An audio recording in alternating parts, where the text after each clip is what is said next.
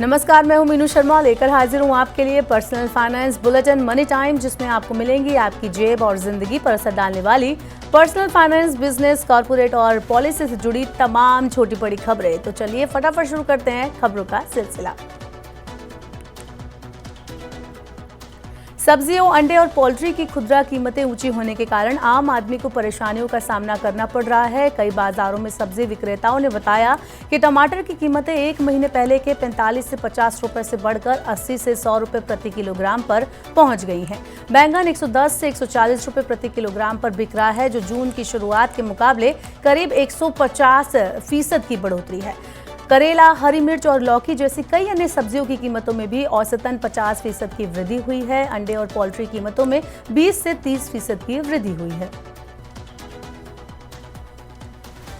देश के सबसे बड़े प्राइवेट बैंक एचडीएफसी के ग्राहकों को झटका लगा है। एचडीएफसी ने कुछ लोन पर एमसीएलआर को रिवाइज किया है। एचडीएफसी बैंक ने एमसीएलआर में 0.10% तक की बढ़ोतरी की है। एक साल वाली एमसीएलआर 9.30% से बढ़कर 9.40% हो गई है। Home loan, car loan, personal loan जैसे अधिकांश कंज्यूमर लोन की न्यूनतम ब्याज दर एक साल वाली एमसीएलआर से ही तय होते हैं। एमसीएलआर में बदलाव से लोन की ब्याज दर पर असर पड़ता है, जिससे कर्ज लेने वालों की ईएमआई बढ़ जाती है। आयुष्मान भारत स्वास्थ्य बीमा योजना का बीमा कवर डबल होगा। साथ ही 70 साल से ज्यादा उम्र के लोगों को भी इस योजना के दायरे में लाया जाएगा। 23 जुलाई को पेश होने वाले आम बजट में आयुष्मान भारत स्वास्थ्य बीमा योजना का बीमा कवर बढ़ाने की घोषणा हो सकती है। अगर बीमा कवर दोगुना होता है तो नेशनल हेल्थ अथॉरिटी के अनुमान के अनुसार सरकारी खजाने पर हर साल 12,076 करोड़ रुपए का अतिरिक्त बोझ बढ़ेगा। अभी 12 करोड़ परिवारों को साल में 5 लाख रुपए का बीमा कवर मिलता है। बैंक जमा को आकर्षित बनाने के लिए सरकार बैंक बचत खाते पर मिलने वाले टैक्स फ्री ब्याज की सीमा को बढ़ा सकती है। वित्त मंत्री निर्मला सीतारमण 23 जुलाई को बजट भाषण में इसका ऐलान कर सकती हैं। अभी बैंक खातों पर मिलने वाला 10,000 रुपए तक का ब्याज टैक्स फ्री होता है। सरकार इसकी सीमा को बढ़ाकर 25,000 रुपए तक कर सकती है। वहीं दूसरी ओर एसबीआई ने बैंक एफडी पर म्यूचुअल फंड और इक्विटी बाजार के समान टैक्स व्यवस्था की मांग की है। इससे बैंकों को डिपॉजिट जुटाने में आसानी होगी। वित्त मंत्रालय नई टैक्स व्यवस्था को और ज्यादा आकर्षक बनाने के लिए टैक्स पेयर्स के लिए स्टैंडर्ड डिडक्शन लिमिट को बढ़ाने पर विचार कर रहा है। आगामी बजट में स्टैंडर्ड डिडक्शन लिमिट को बढ़ाकर 1 लाख रुपए सालाना करने की घोषणा हो सकती है। जानकारों का मानना है कि मध्यम वर्ग के लिए खर्च योग्य आय को बढ़ाने के लिए सरकार ये कदम उठा सकती है। भारतीय रिजर्व बैंक ने माइक्रो फाइनेंस कंपनियों से यूपी बिहार में लोन बांटने में सुस्त रुख अपनाने को कहा है। आरबीआई ने ये कदम सावधानी के तौर पर उठाया है। दोनों राज्यों की अभी माइक्रो फाइनेंस लोन में 25.3% हिस्सेदारी है। ये लोन अनसिक्योर्ड लोन की कैटेगरी में आते हैं। अनसिक्योर्ड लोन के बहुत ज्यादा आवंटन से बैंकिंग इंडस्ट्री में एनपीए बढ़ने का खतरा होता है। इसलिए केंद्रीय बैंक ने यूपी और बिहार में अनसिक्योर्ड लोन की बढ़ती मांग पर चिंता जताई है। शेयर बाजार में जोखिम भरे फ्यूचर एंड ऑप्शन कारोबार से छोटे निवेशकों को बचाने के लिए सेबी ने एक विशेषज्ञ समूह का गठन किया है। ये समूह 7 प्रस्तावों पर विचार करेगा। इन प्रस्तावों में साप्ताहिक विकल्पों को युक्ति संगत बनाना, परिसंपत्तियों की स्ट्राइक कीमतों को युक्ति संगत बनाना और समाप्ति के दिन कैलेंडर स्प्रेड लाभों को हटाना शामिल है। अन्य 4 प्रस्तावों में विकल्पों के खरीदारों से विकल्प प्रीमियम का एडवांस लेना, सौदे की सीमा के कारोबार के दौरान निगरानी, लॉट आकार में वृद्धि और अनुबंध समाप्ति के निकट मार्जिन राशि को बढ़ाना शामिल है। विशेषज्ञ समूह इसमें जुड़े नियामकीय मुद्दों पर भी चर्चा करेंगे। ऑप्शन वित्तीय अनुबंध होते हैं जो धारक को अनुबंध अवधि के भीतर किसी परिसंपत्ति को तय मूल्य पर खरीदने या बेचने का अधिकार देते हैं।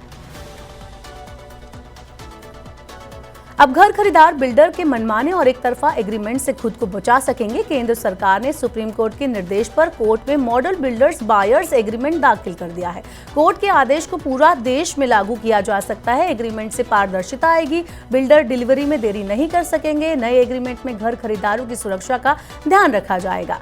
सुप्रीम कोर्ट की सहमति के बाद ये एग्रीमेंट पूरे देश में लागू होगा। आमतौर पर जब घर खरीदार घर खरीदता है तो बिल्डर उसे एक एग्रीमेंट पर साइन करवाता है। ये एग्रीमेंट बिल्डर खुद की तैयार करता है। इस एग्रीमेंट को एक तरफा तैयार किया जाता है।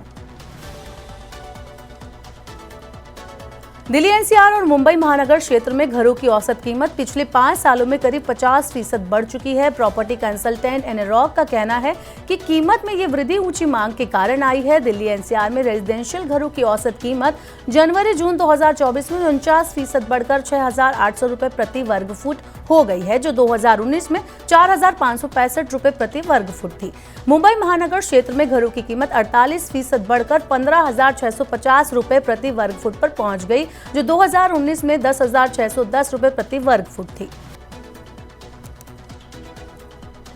जहां एक और बैंक डिपॉजिट बढ़ाने के लिए ब्याज दरें लगातार बढ़ा रहे हैं, वहीं प्रमुख एनबीएफसी बजाज फाइनेंस ने ट्रेंड के विपरीत कदम उठाया है। बजाज फाइनेंस ने अपने ऊपरी स्लैब पर ब्याज दरों में 20 बेसिस पॉइंट की कटौती की है। बजाज फाइनेंस 42 महीनों वाली एफडी पर अब निवेशकों को 8.40% ब्याज की पेशकश कर रहा है। पहले इस एफडी पर ब्याज की दर 8.60% थी। सीनियर सिटीजन के लिए भी ब्याज दरों में कटौती की गई है। टाटा म्यूचुअल फंड ने भारत का पहला टूरिज्म इंडेक्स फंड पेश किया है। देश में बढ़ते मध्यम वर्ग और घूमने फिरने की बढ़ती इच्छा के कारण देश में ट्रैवल सेगमेंट लगातार बढ़ रहा है। इस ट्रेड का फायदा उठाने के लिए टाटा एसेट मैनेजमेंट ने Tata Nifty India tourism index fund launch किया है।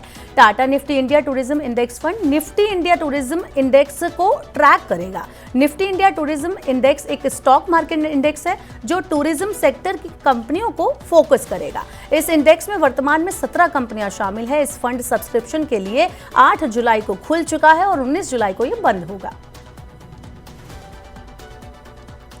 सरकारी बैंक अपना विस्तार करने की योजना बना रहे हैं। एसबीआई के बाद अब पंजाब एंड सिंध बैंक ने चालू वित्त वर्ष में 100 नई शाखाएं खोलने की योजना बनाई है। बैंक की अपने नेटवर्क में 100 नए एटीएम जोड़ने की भी योजना है। 100 शाखाएं खुलने से वित्त वर्ष 2024-25 के अंत तक बैंक की शाखाओं की कुल संख्या 1,665 तक पहुंच जाएगी और एटीएम की संख्या भी 1,135 हो जाएगी। बैंक का बैंकिंग प्रतिनिधि के माध्यम से अपनी पहुंच बढ़ाने का भी विचार है। तो मनी टाइम में ये थी तमाम आज की बड़ी खबरें। वक्त हो गया आपसे विदा लेने का। अब आपसे होगी कल मुलाकात। पर्सनल फाइनेंस से जुड़ी खबरों को पढ़ने, सुनने, उनसे जुड़े खास कार्यक्रमों को देखने के लिए आप मनी 9 के यूट्यूब चैनल को सब्सक्राइब कर लें। साथ ही आज का हमारा मनी टाइम आपको कैसा लगा, नीचे कमेंट बॉक्स में हम अपना फीडबैक जरूर दें। बने रहिए मनी 9 के साथ। नमस्कार, शुभ रात्रि।